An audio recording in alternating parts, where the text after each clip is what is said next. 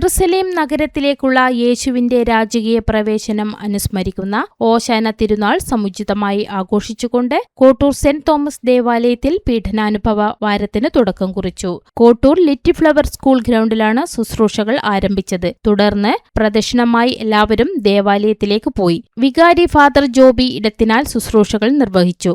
Father John Payyampilly വി കുർബാന അർപ്പിക്കുകയും little flower school principal father Jino പൊങ്ങമ്പാറയിൽ വചന സന്ദേശം നൽകുകയും ചെയ്തു. കൈക്കാരന്മാരായ ജോബിൻ മാടശ്ശേരി, അരുൺ ഏർത്തേടത്ത്, പാട്രിക് കുരുവിള, റാനോ മാണിക്കത്താൻ എന്നിവർ നേതൃത്വം നൽകി.